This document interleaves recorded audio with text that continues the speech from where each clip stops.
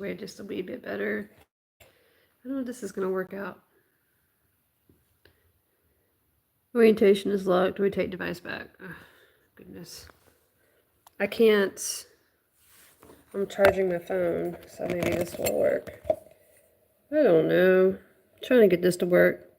Green screen. What? Done. What the heck is the green screen? This is new. Okay. I don't want the green screen. I just want to go live. I just want to go live. I just want regular. I don't want green screen. Done. I don't know. It's not letting me do it. Green screen. I've never done the green screen before. This is different. This is different and new. Green is not my color. Let's see if I can figure this out. Welcome to live chat. Remember your guard privacy. Okay, yeah. All right. What is this? Chat filter. Okay. All messages. Okay. And how do I get off green screen? Okay.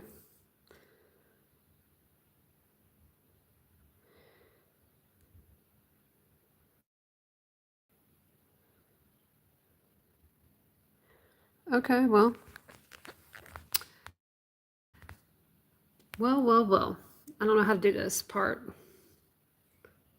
It's so weird. It's so weird. I don't know how to do this. I really don't. Man, this makes my nose look big. Okay. I guess my glasses. I think my glasses make my nose look big. It's really not.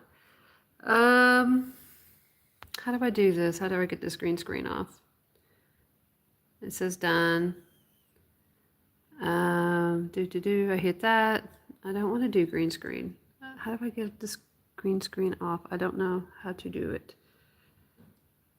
Okay, hold on. So we're not doing that. What is this? These 1-minute videos needed to start a highlight. No, I ain't done that. Okay. Retouch on. What is that?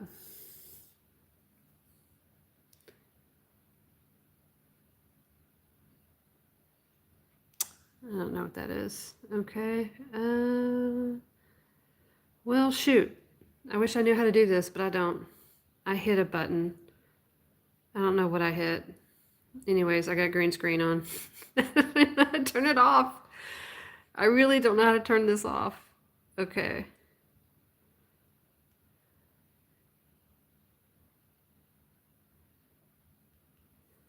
I wish I could turn it off. I really do. If I turn around this way. It's all green. Okay.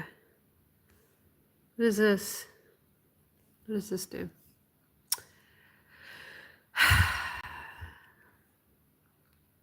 Hey, how are y'all doing? I can't get this off. I can't get the green screen to come off. I don't know how to figure. I'm trying to figure it out, and it's just something new and different. I've never seen this before, and I do not know how to get it off. It's kind of.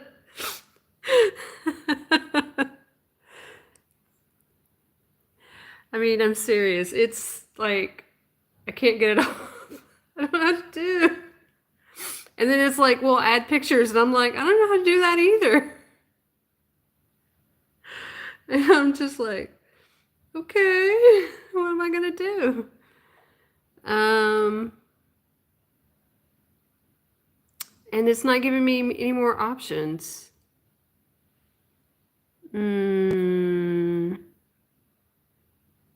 What does this say? No, that's just chat stuff. Yeah, let's see. I don't know what to do. I can't figure it out. Oh well. It's gonna have to be what it's gonna be. Okay, I'm trying to prop my phone up because it won't let me do the other way around, so. Shucks. Okay. I don't know how I can do this. I'm trying to look around the house and trying to see if there's anything I can use to prop my phone up with, and I can't really find anything to help prop my phone up with. So I can crochet and do this at the same time. But anyway, because I was like kind of like stuffing it inside of a coffee cup, like a wide mouth coffee cup, and then I have like this fork behind it to help, make it like a tripod kind of effect. But it's like, if I do it like that, you can't see. I got to tilt it forward, and I'm trying to figure out, like, okay, what can I stuff in there to help tilt it forward and help it stand up? Now I'm looking around the room. Anything? Oh, wait. I've got some yarn down here. Ugh. Maybe I can stuff some yarn behind the cup, and that will hold it up. That might work. Yarn's so versatile. It's so handy for so many things.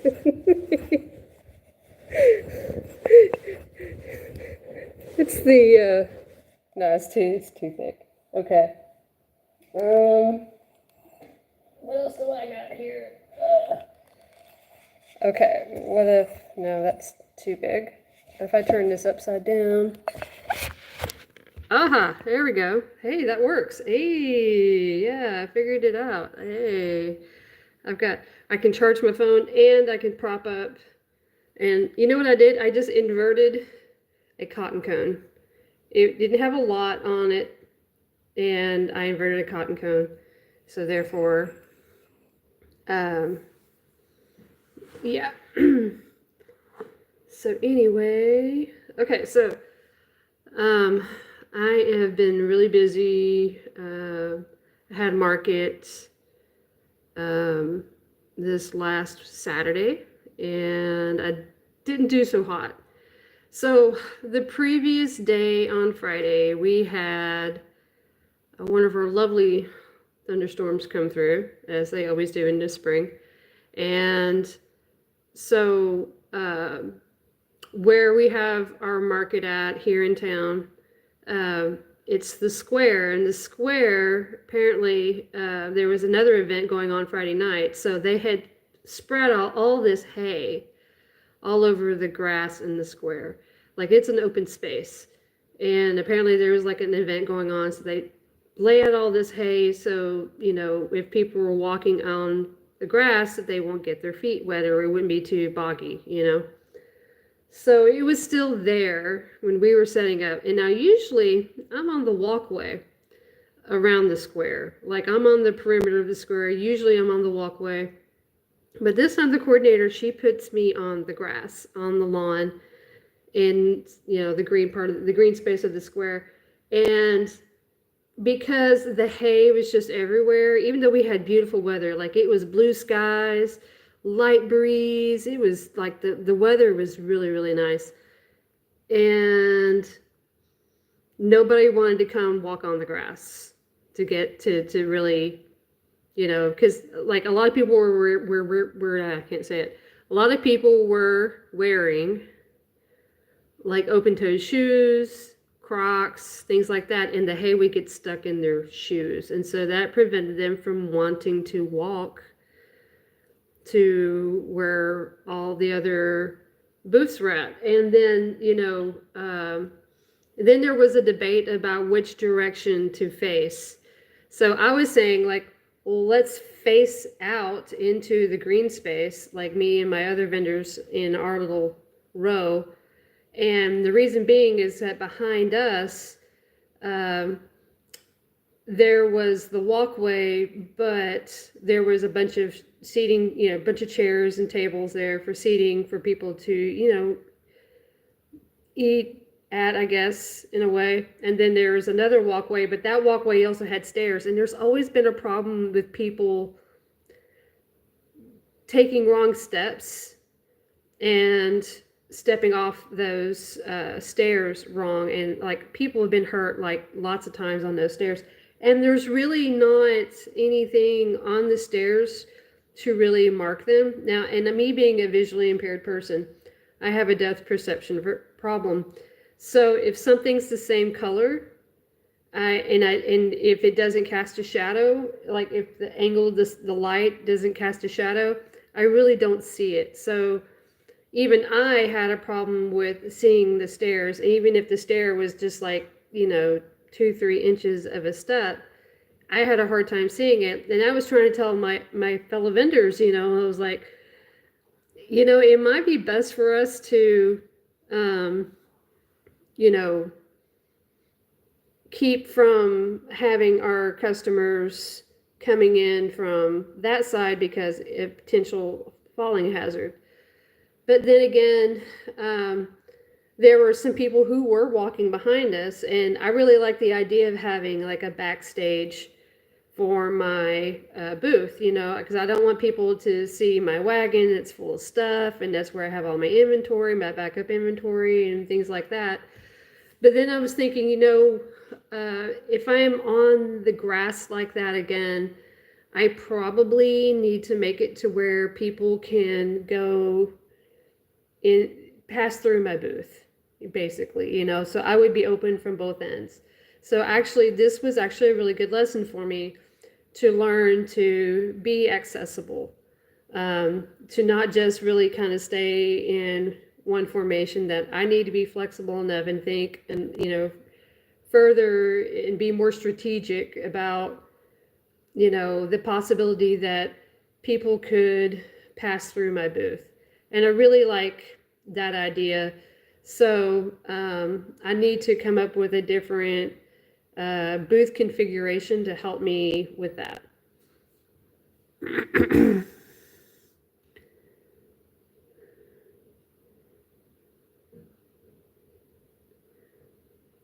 So anyway, so that was, a thing, but I didn't really make that much money. I only made like half of the money that I usually make at that particular market. But I think I've made some new customers. People who were daring enough to come find my booth. And even though that when I was on social media, that I even posted pictures of where people could find me at the market and so on and so forth, because usually you can find me, like I said, I was usually on the walkway.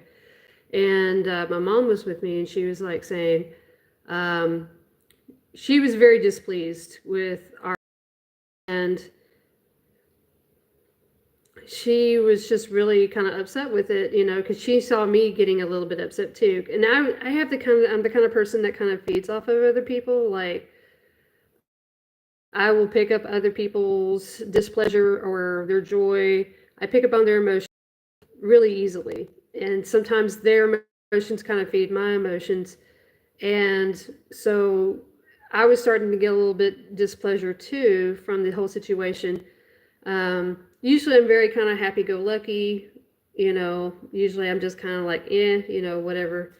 But I did keep looking over my shoulder to where the walkway was behind me, and I kept looking back there, and there was just people walking by right and left. They just did not want to come to that green lawn. And I think it was just the circumstances of that day. I really am, I'm kind of pretty sure of that, because, Mom was like, you need to really talk to her about that. Really need to talk to your coordinator about like moving you to this location. It just doesn't work for you, and so on and so forth.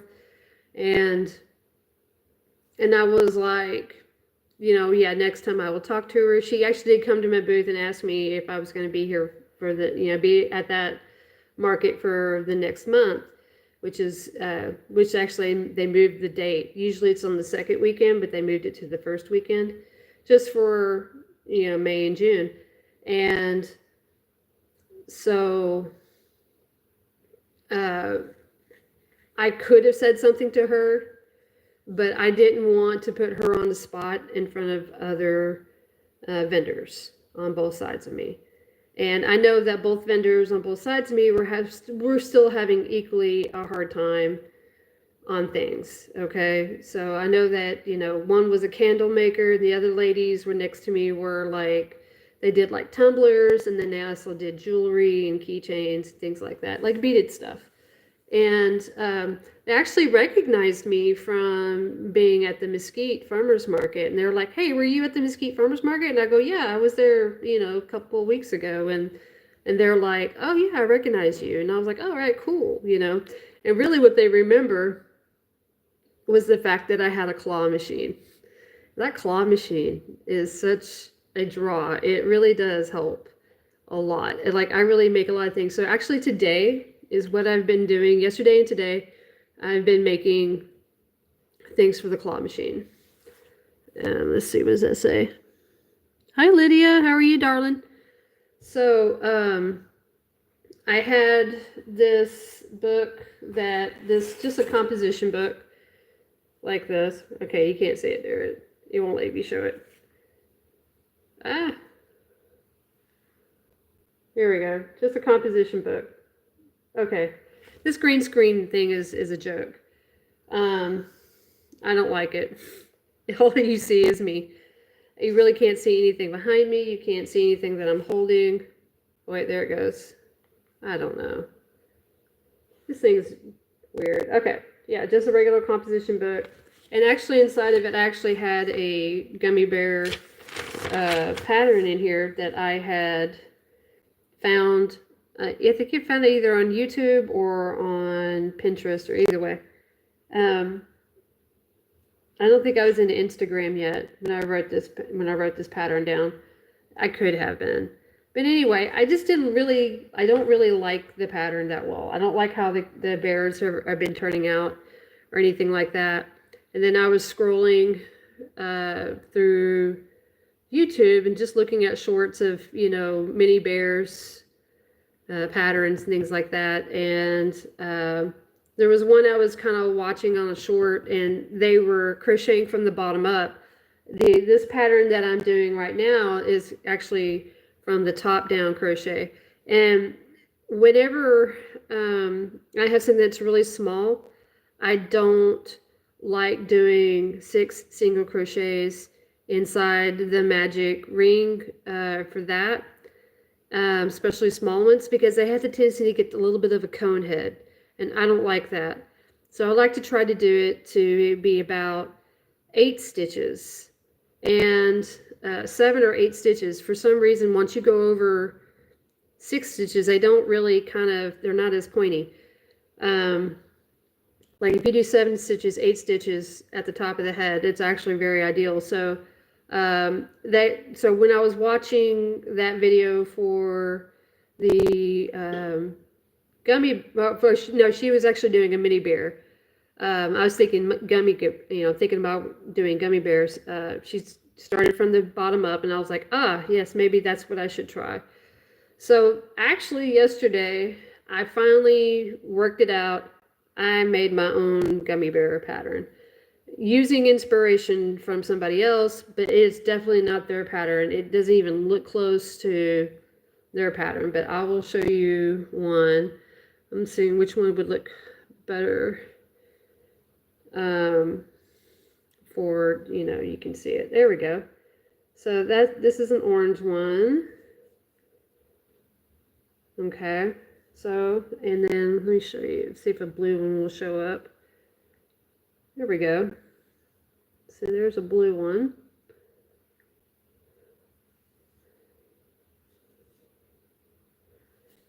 And so far I've got a green. I only have a little bit of this pink Posh left. But, so I've got several of these right now, and I think they're about the right size to put inside my claw machine. And I really haven't timed myself making them, but like I've got the pattern memorized in my head already right now, and I did write it down in my book, and so that's going to be my new gummy bear pattern. And like every week I'm starting to do critter. I put claw critter, that's what I call it, claw critter of the week. And like one day a week, right before market, I will make a specific critter for my claw machine. And last week I did axolotls. I did those little fat baby axolotls. They're super cute. Every person who did the claw machine got an axolotl on Saturday. I think I only did the claw machine like 3 times. And that's slow. If I'm only doing like 3 claw machines, that's really, really slow. Usually I do about like 15 claw machines, 12 to 15 claw machines in a day. But I mean, yeah, that claw machine really does turn a good coin for me. It's only $5 a pop. But the fact is that kids love doing it. It's like it's an interactive way of being at the market. They remember doing it. It's a tactile thing. They're not just picking something, they're actually winning it. And little kids really like it because it's small, but it's made for small hands, and the little kids love it. It's at their eye level. It's small. It's less intimidating. You can get things a little bit easier. Like this little girl that she took a little while, working on it, and I knew she wasn't so sure about it, but once she figured it out, like she took to it like a fish to water. And it was, she did a good job. She was super cute. She was very happy in getting what she got. She got this little pink axolotl, and I knew that's what she was so happy to get because she was a girly girl. She liked that pink. But it was really kind of a fun, really watching the children do that and just see the excitement on their face. And like this one little kid came up and he was like, boom, boom, he got it like in 2 minutes. And I was just like, kid, I can't believe you did this. 2 minutes. And I've seen adults take like 15, It was crazy. It was fun though. And yeah, so we had, a few things, and I hardly sold any stickers. So what I do is I go on Amazon, I buy a big pack of bulk stickers, like, individual stickers. Usually they're cute little animals and, stuff like that. I don't try to buy any licensed characters. Like I don't do Hello Kitty or, Disney or anything like that. I just don't get those things. They're just animals. And usually they do quite well. I only sold 1 sticker for the entire day. That's how slow it was. I usually get at least, about $5 in sales on stickers. And usually my stickers, I usually sell them for like $4 or $4. And I think that's what is fun about those is that, even though I don't make those, the margin on those are really, really high. Even at 25 cents each, or $4, whatever however you want to say it. But the margin on those is really good because if you look at when you buy them off of Amazon, they're about like 7 cents. And then, if you do the math on the markup, it's like what, maybe 10 cents each, maybe 10, 12, 13 cents each. I just rounded up to a quarter. And that quarter is easy. Like everybody can dig out a quarter. Everybody's got $1, or if they just want to add an extra $1 to get a few more stickers to add to their order. So the stickers really do quite well for me, even though they're super cheap and everything like that. I really didn't sell a lot of anything big. The only thing that I sold a lot of, I sold a little duck, which is usually about yay big. And then I sold several little kitty cats, and they're not the love cats like everybody else is making right now. They're a little bit different. And then what's new I had, and I'm not at home right now, so I can't show you guys what's new that I had, but I have, I saw this cute pattern. I was Googling, and I found this really cute pattern for a snake, and it's like a stand-up snake, and it's Loso, so his whole, like the base of his body is like his head and most of his body, and then you made the tail, and the tail wasn't really that long. It kind of curved around, and you had to sew it on. And it really wasn't that hard. It was actually pretty easy. Usually I don't like sewing at all whatsoever. If I can avoid it, I do like the plague. But I did it anyway. And I'm so proud of myself, pat myself on the back. I actually did some sewing, sewing on body parts for an amigurumi, and it was just so cute. I sent a picture to my kid who is a snake person. She loves snakes. She's like, "Oh my gosh, that's so cute." And I'm like, "Yeah, I know, right?" I am not a snake person. I hate snakes. I don't really care for them at all whatsoever. I do not think that is something I want to cuddle at all whatsoever. But these little snakes that I made, stinking cute. I don't know why I have a green background. It's a green screen. I'm on my phone. I'm actually at my sister's house, and I am babysitting my nephews right now. And they're at school, and I don't know. I pressed a button, and I can't get it off. I do not know how to get this green screen off as much as I would like to. I can't figure it out. Let's see. I hit this button and doesn't do anything. Add photo. I don't have no way. There's no way to add a photo. Green screen. I don't want green screen. Yeah, I can't figure it out. Oh, what is that? Okay. Anyway, it's a new thing. I don't know. I don't know how to do it. Yeah, I spent the first 5 minutes of my life going, how do I get this off? I don't know what to do about it. Anyway, so yeah, that's kind of what I'm, kind of the gist of it. I do have another market for this coming up Saturday, and it's at the Mesquite Farmers Market, and then next following Saturday.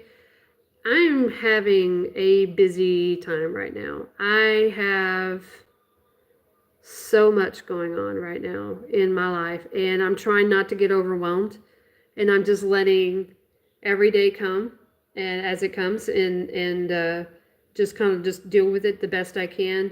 Tomorrow is going to be a very busy day for me. I guess in a way I'm kind of glad I wasn't so busy on Saturday that didn't sell so much, because then I would be panic making this week for Saturday's market.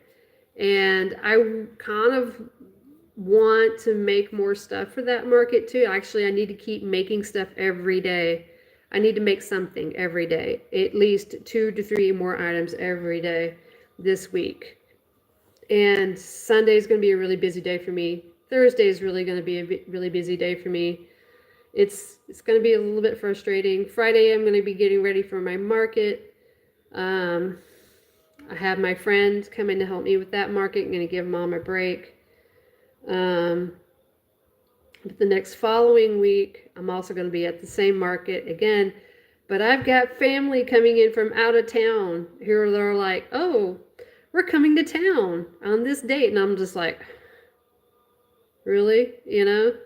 Like, really, you have to do this now? But it's what they're available to do. And I'm like, okay, I will just deal with it, and I'll just do the best I can do when I can do it.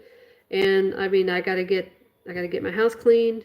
That takes time, just getting everything looking good, smelling good, and then I gotta do my business, and then I gotta, do cooking and cleaning on top of that, like my everyday, stuff. So I don't know. I'm just feeling a little overwhelmed because of that, but I'll be fine. I'll be fine. I just need to focus and not get too deterred with doing a lot of things. So right now I'm just making a gummy bear. I was timing myself making this gummy bear, but I will actually finish this one up. Excuse me, I try not to sneeze. Finish this one up. Where's my needle? Here it is. While we're doing our live. So, and I don't even mind telling you how I make this, because this is actually my pattern. And I'm excited that Big Twist Posh is possibly, fingers crossed, and I don't know for sure, Big Twist Posh is going to be available at Hirschner's. I really like this yarn. It's thinner than blanket yarn, but it's the same texture. Okay. And I think it's so easy to work with. I really do like this yarn. And I think the colors are beautiful. Like these super bright colors. I like these colors a lot. So, you know, I hope that they are going to continue. You know, they will carry this, you know, because I think they would be a fool if they didn't. You know, I really do. I would definitely be ordering this from Hirschner's if once Big Twist drops. But if they don't have the Posh, I'm gonna be like, you know, sending them a letter. So, like me and my friends, we want it. You get it to us, please.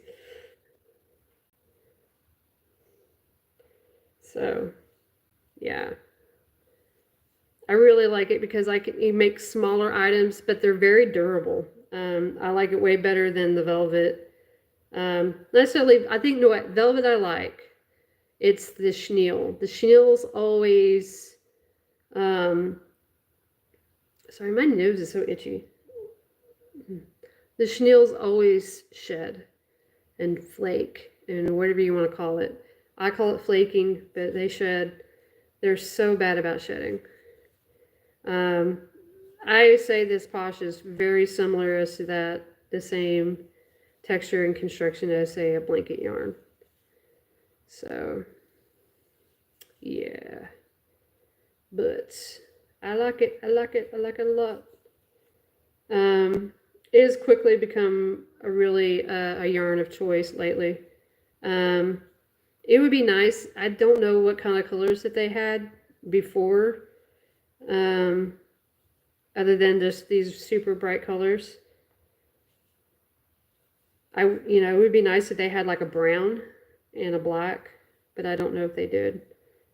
I only ever saw these super bright colors.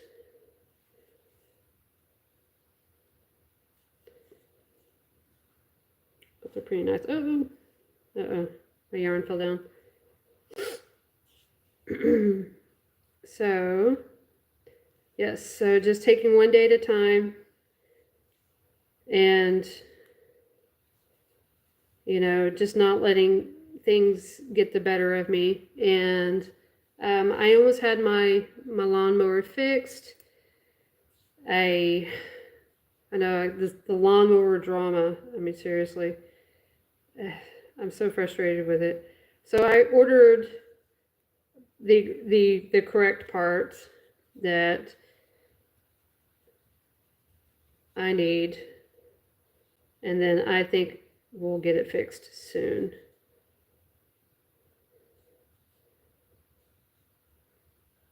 And I was only able to mow like in my backyard for like a few minutes before it stopped, because the shunted brushes that I had purchased for my motor were so cheap that my motor just ate them up like that, you know, because if you don't know what a shunted brush is, I didn't even know what it was until I started working on my own lawnmower. So basically, it kind of helps generate electricity to your motor. So apparently, there's like this thing that goes round and round inside the motor, like this. Okay, almost almost kind of like a turbine in a way, in a weird kind of way. But you know, it goes around and around in the motor, and then the shunted brush hits that thing of, it's like copper. It's a thing of copper, and a shunted brush hits that thing of copper, and it creates a connection of electricity, and that's what helps get, you know, the electricity to the power source, you know, from the power source to the motor, which causes it to turn. Okay, and the ones, the shunted brushes that I had ordered from Amazon, and they were super cheap. They was like $6 for 4 of them, and they came in and they were super cheap. They were super soft, made of graphite, and even though they were compatible for my machine, it just as soon as I put them on, it just ate them up. And my lawnmower ran for years without the brushes being changed out. They finally just got too short. And so I finally ordered the correct ones because I was just trying to, I was being a cheapskate, trying to keep from spending too much money. So, yeah. Okay, so hold on. I think I messed up. No, I didn't.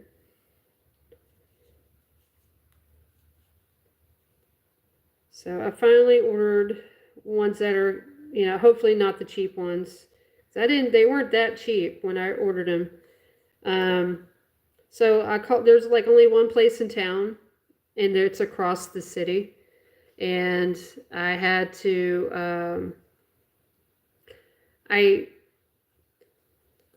was thinking about going down there to go across the city to get them.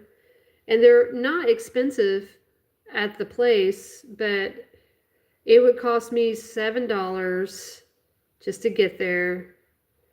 And but it would take me about 3 hours of my life round trip, maybe a little bit longer. Now, if I went there on the bus and the train, that would be like about a 6-hour round trip. And I'm sitting there going, you know what? I'll just order them online. And so I called up the place, and they're like, okay, where do you order these things online? And so when I tried to order them, the price was just like going to be crazy. It was going to be cheaper for me to order them from Amazon because I've got Amazon Prime. So it was just going to be cheaper for me to do that. So it was a debate. Like, okay, I could spend like 7 hours of my life walking to go, ride the train and the bus, and go to the other side of the city, or I can just have them shipped to me, and I'll just eat an extra $15. you know. I was like, yeah, I'll just pay a little extra. Because each shunted brush is probably about like $4. And hopefully the graphite that these are made out of are really good pieces of graphite. Hopefully. So you already got the body. It's pretty simple pattern. And I think once I figure out how to do Instagram, like how people take pictures of patterns for Instagram, I think I would like to post this on Instagram as a free pattern. That's what I would like to do.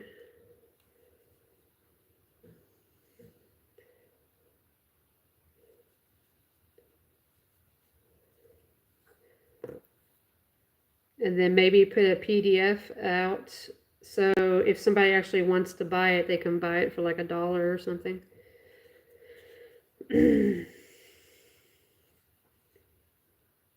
I think that would be cool. Just go ahead and start earning cash for patterns. That would be great. It would be like a passive income.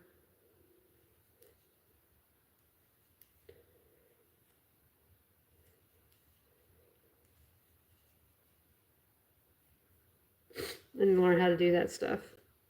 I don't think it's hard. I mean, people do it all the time, right? I just need to learn how to do it.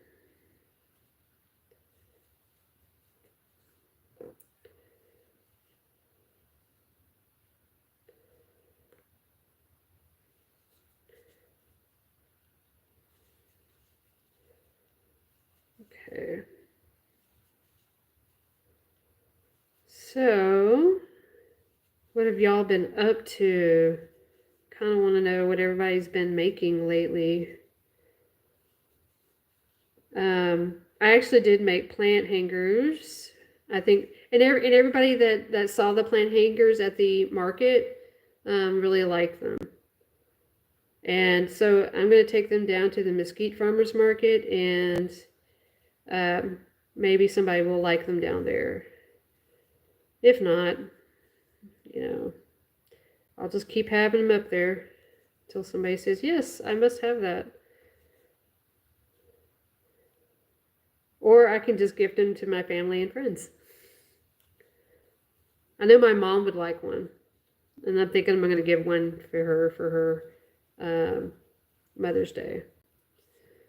So, oh yeah, those were cool.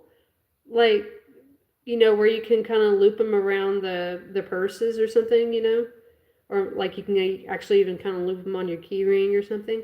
Those are really cool. I'm thinking about doing some of those too. I thought about that.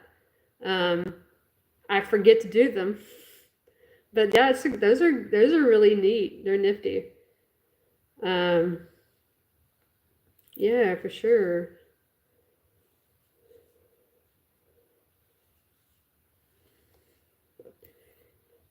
And there's so many really cute little designs you could do with them. You know, I've been thinking about making I saw these really cute little flower.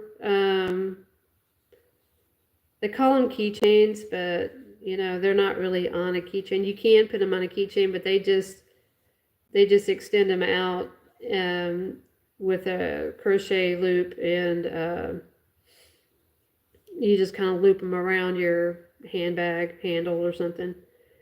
Um, but I saw one of a calla lily and I saw one of a rose. And I was like, oh, those are really cute. And I really kind of want to make those. It's your own way? Oh, very cool. See, and I think things like that, like if you had written a pattern, and you can like post it, and then you can do a passive income with that. And, like make like $1 or two out of that, if you wanted to.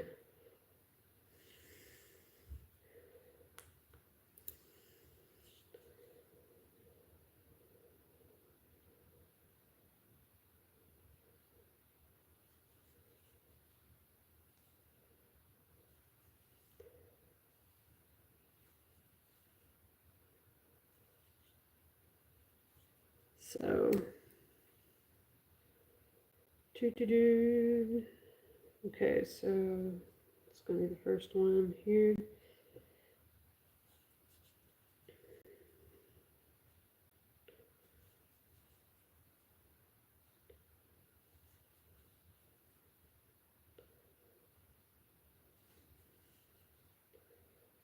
Two, three.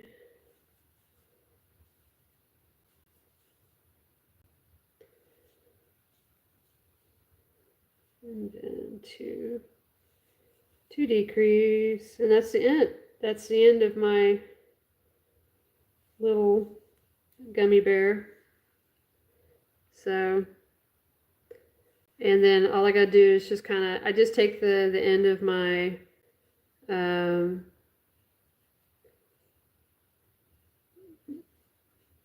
hook here with the handle and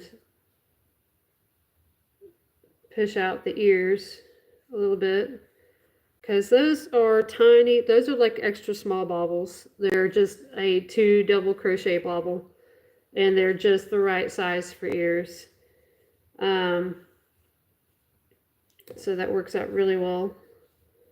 I don't know what you call those 2 double crochet baubles. Now, I've heard people call mini baubles where they're only like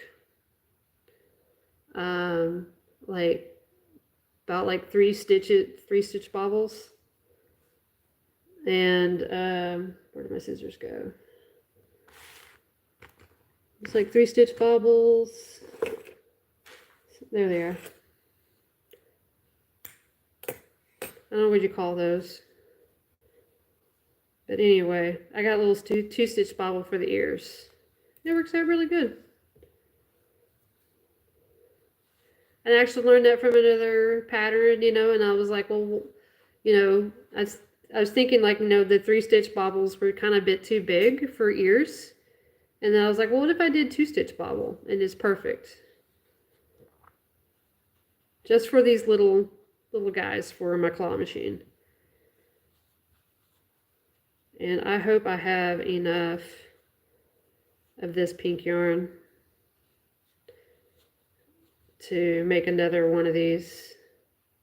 I want to make 5 in total, but I may not have enough yarn. But this bright pink is really pretty. I really like it. I'm really attracted to a really bright pink. Like I like a dark pink. And so I went clothes shopping the other day, and the young girl that was a sales lady, God bless her heart. When someone says, bless your heart, you know something's about to happen, right? Anyway, so she brings me clothes to try on. She's helping me figure out what I want to wear, you know. And she brings me this light, like pastel pink dress to try on. It was like, I looked like a pink piece of bubble gum. I kid you not. I was like all pink, like it blended with my skin. Apparently, I'm a very pink person. I'm, you know, I used to be really fair, but as I've gotten older, I'm getting really kind of pink and red. I'm a very pink person. Like my skin is pink. And I got to be careful with certain shades of colors, especially green. Green makes me look pink. Especially if it's got a lot of yellow in it. Anything that's got a lot of yellow in it makes me look pinker.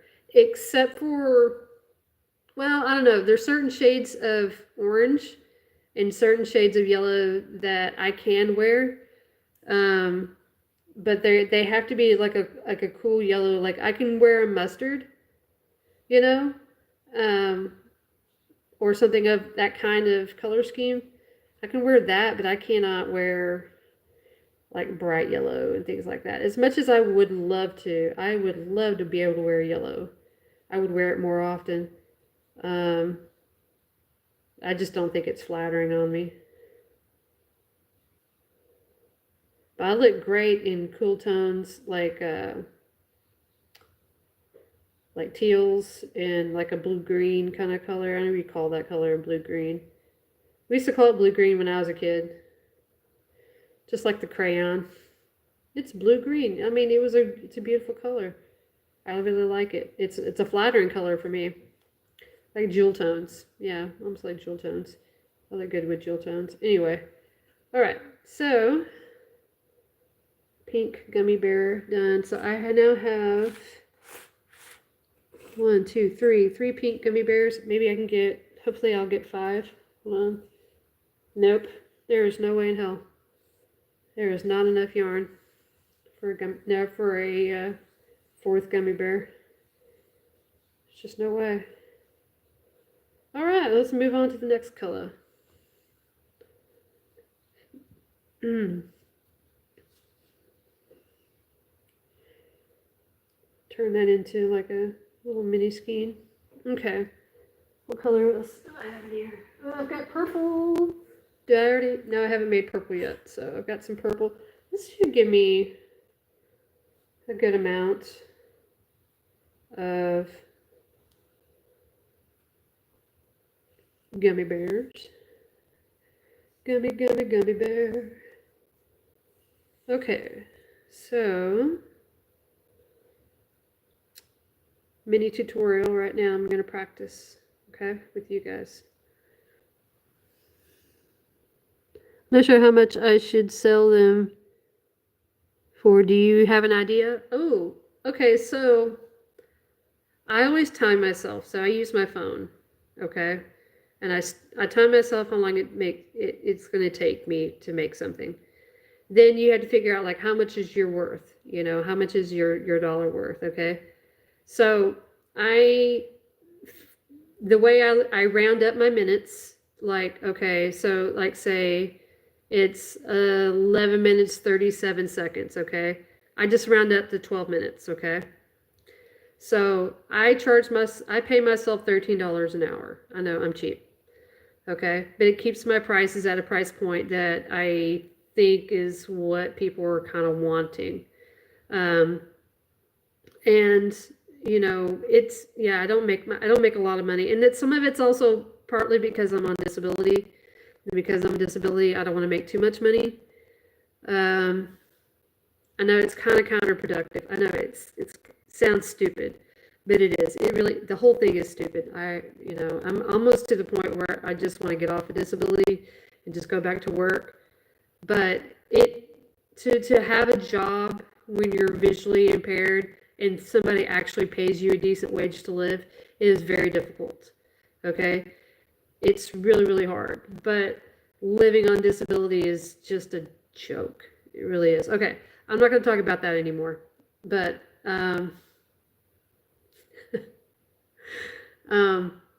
so I pay which is $13 an hour is 22 cents a minute. Okay, so say like it's 12 cents. I'm sorry, 12 minutes times 22.22. That's your price. I can't do the math in my head. I have to do it on a calculator. Anyway, then I add in the cost of my supplies, and the best way for me to figure out how much something costs in supplies is I use a scale and I weigh it. So I do the math on the skein of yarn that I'm using. So for instance, I have a 100-gram skein, and the skein costs me $3.99. I take that $3.99 and divide it by 100, and it usually tells me how much it costs per gram. Okay. And then I weigh up my item, and if it's so many grams, then I take that, like say it's 4 cents a gram, okay? And if it's 8 grams, 8 times 4 cents, which is what, 32 cents, okay? So that's 32 cents plus my time, okay? So that is your time and your material cost. Now you need to add a margin, okay? So margin is your profit, okay? How much money you're going to make from this thing. And some of your profit goes for your business. It goes back to buying more supplies. It also goes back to paying you as, so if you want to pay yourself, that every bit of money that, you took the time to make that thing, also the time you take to go out and curate your yarn and the effort you do to go and get these things, that's all time. You can't get that back. It's valuable, And so if you want to do wholesale, which is 30%, which is what I do 30%. But then I also add on my taxes, which is 0.0825. So I add taxes to that 30%. And then on top of that, I also add my credit card percentage. So if anybody's buying anything from either Venmo, PayPal, or Square, which is what I use, I add an additional 5%. Because I know PayPal usually does about 5%, a little bit under 4%. A little under 5%, like 4 point some jazz. I don't know, but usually, it's a 5% kind of gives it a blanket of what all the credit card fees and things like that. I've yet to have more than 1 or 2 customers actually pay me through PayPal, but just in case, So with all the credit card fees and things like that, so I actually charge 42% more for a margin, okay? If you were wanting to do retail, then you're going to charge 70%. Okay. This is just a general rule of thumb. Okay. This is not a set in stone, you know, thing that you have to do. You can charge as much or as little as you feel like you need to. But if you want to make it to where you are able to sell all these things at a decent price, you know, and you have to ask yourself, okay, well, is someone willing to pay this much money for this type of thing? So whenever I sell things at markets, I try to make quick things. Now, if it's anything that takes too long, then it's going to have like this really like large price to it because it takes me so long to make it. That's the reason why I don't sell blankets at markets. I do have 3 blankets that I am selling at market, but these are blankets I've made a long time ago. I just want to get rid of them. Okay, and they're just priced cheap. Okay, just to get rid of them. I will not go less than $60 for my big striped pink and white baby blanket. But I have some 2 star-shaped mini blankets, and the way I kind of describe them is that they're perfect for, you know, car seat. I call them car seat blankets. So they're perfect for car seats, and they're not that big. So that's what I use. You know, I just want to get rid of them, and I'm selling those for like $25 each, which is not that much. You know, for a handmade blanket, that's a drop in the bucket. And a lot of people just don't have a value for those types of things because they don't understand how long it really takes. Unless they have a basis of comparison or they know somebody who's taken a long time to make these things, really, people really just don't have a concept of how long it takes to do things. So whenever I do make things for market, usually it's a simple and quick thing. Okay, so excuse me. Sorry. If you want to make something that's fancy, that takes a long time, that's a high dollar item. That's the crap you sell online. But your cheap little stuff, like your little chapstick holders, you know, that is fodder for, you know, market. You know, that's perfect fodder for market. Like I said, these little bears, they only take me like, you know, I don't know, I'm going to say about 15 minutes or so. Okay. I need to go soon. But I don't know if that kind of gives you an idea. This is how I do it, and this method seems to work for me. You know, it's like figure out how much you want to pay yourself. I break that down by the minute, you know. So if it's $13 an hour, it's 22 cents a minute, and then I time myself. Okay, then you need to figure out how much your supplies cost you. And I just use a kitchen scale, you know, like I bought an electronic kitchen scale off of Amazon, and it works fine. And then I just weigh up my yarn, and that's just what works best for me. Now for fiber fill and things like that, it's so cheap. It's like 1 cent a gram for fiber fill. So it's like almost nothing. And I really don't charge extra for, excuse me, safety eyes. Now, if I had like the big honking safety eyes that everybody likes to use and they're hand painted and stuff, oh, I'm definitely working that cost in. But for just the regular small safety eyes, I'm not going to charge for that. It's just, they really don't weigh up, you know, and then I'm not going to count all of them and their backings. They're almost like what, 1 or 2 cents each usually, because I usually buy a big pack, and it's just like, it's almost not worth it trying to figure out the cost for those, you know. So I just throw them in as a freebie.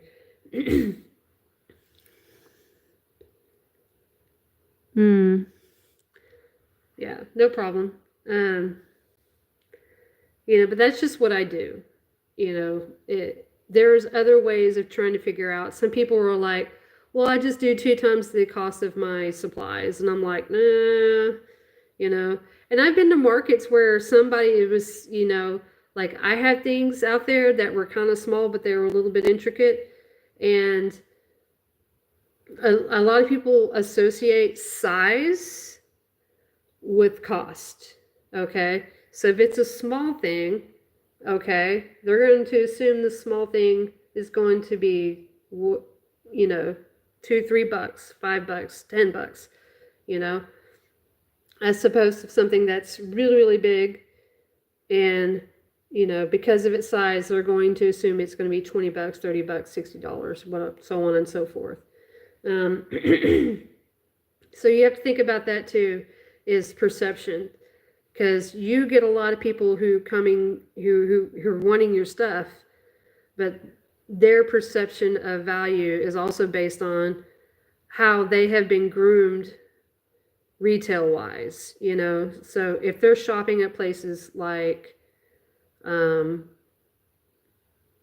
okay, for instance, Amazon, or if they're shopping at Walmart, or, as opposed to like, if they're shopping at Macy's, or if they're shopping at Nordstrom, so you have to understand that as well. And the thing is that if you make super cheap items, you're going to attract the people who are wanting to pay those super cheap prices. But if you're making the bigger price items, you're going to attract the people who want to buy those bigger price items. So you have to kind of find that balance, that balance of trying to figure out like what works and what doesn't work. So, yeah, sometimes it's hit and miss, Sometimes I got things that I thought that people would absolutely love to buy, and they're just sitting there, and I've had, so, I had this one rabbit I had with me for over a year and a half, and finally somebody bought him at Christmas time, and I was so excited. I was like, oh my God, you bought Birdie the bunny. And you're like, his name's Birdie? I go, yes, it's Birdie. And I was like, he's almost a mascot. He's been here so long. And she was excited to have him because she collected rabbits. And I was just like, yes, Birdie found a home. Anyway, yeah. Sometimes things just sit, and you just, you never know what people are going to buy. Sometimes you assume people are going to buy something and they don't. And sometimes things move different. Every market is so different. Every market I go to is so different in some capacity. Like you assume, now when I was at the Mesquite Farmers Market, I was there for the first time, and for the regular customers I know that come there, and I can tell they're regular customers. I can just tell. They were asking me questions if I was coming back and blah, blah, blah, and so on and so forth. And so I'm going to establish a clientele there. I really want to. I'm going to be there 2 weeks in a row. So we're going to see how that goes. Fingers crossed it's going to be like really good, and I really want it to be good. But anyways, I gotta go, guys. I will see you later. Thanks for hanging out with me. I appreciate you being here. Maybe next time I won't have this green screen up. I don't know. I haven't used my phone for live in a long, long time. So this whole situation is different. I can't figure this out. I don't know what this is. Anyways, I'll see you later, okay? Y'all take care. I don't think I'm going to be able to go live on Thursday because my roommate, my second roommate, and I've got two, she's moving back in. She was on a rehab facility she had a stroke. And so she went to a rehab facility, and now she's back. She's coming back on Thursday. So that's why I'm kind of like, I got a lot on my plate. I got so much going on. And I got to prepare for her to come back and so on and so forth. So I don't know if I'm going to be able to make it on Thursday. If I am not able to make it on Thursday, I'm going to try to hit it either on Thursday or Friday. Might be able to do Friday, but Thursday is kind of hard because I'm not sure when they're going to be bringing her back. I can't go get her. Someone's gonna have to bring her back. So, Any hoozle. I will see y'all later. Okay, bye guys. Ta ta.